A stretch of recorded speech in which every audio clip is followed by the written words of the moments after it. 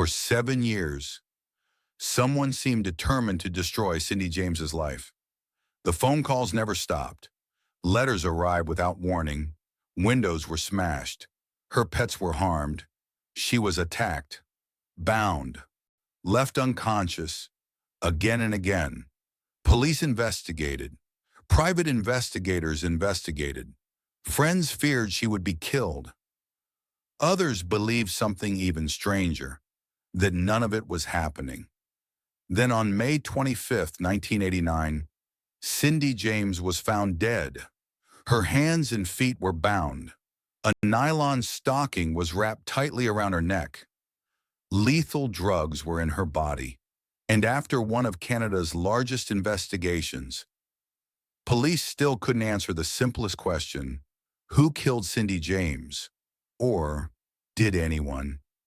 Please subscribe, share, and turn on notifications for unanswered evidence. It truly does help. Cynthia James worked as a pediatric nurse in Vancouver, British Columbia. Friends described her as caring and deeply committed to her patients. But in 1982, after separating from her husband, everything changed. Anonymous phone calls began. Sometimes silence, sometimes a distorted voice threatening her life. Letters appeared, windows were broken, someone entered her home without explanation.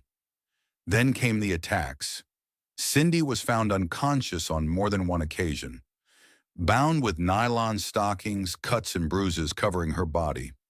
Once outside her own home in freezing weather, once beside a road. Each incident more dangerous than the last. Yet every investigation reached the same conclusion: no witnesses, no physical evidence, no suspect.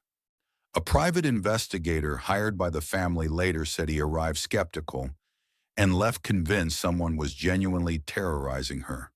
But not everyone agreed. Some detectives began to question whether the attacks were what they appeared to be. Could someone really stalk a person for 7 years, leave almost no evidence, and vanish every single time?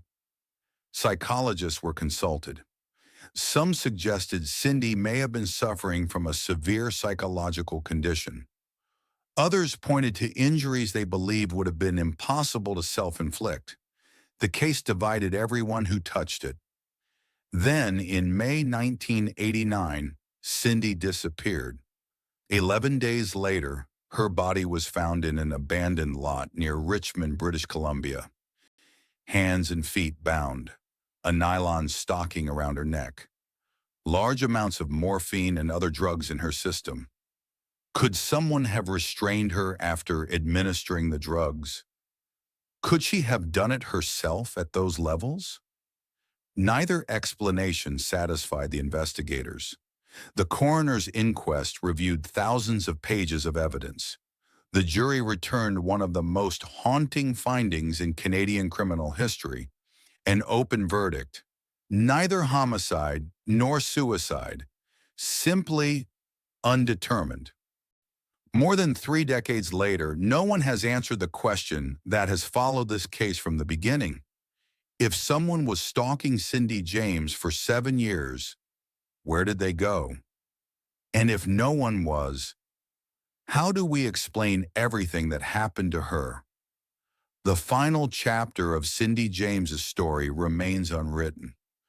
If this case caught your attention, please like, subscribe, and turn on notifications for unanswered evidence so you don't miss the next one.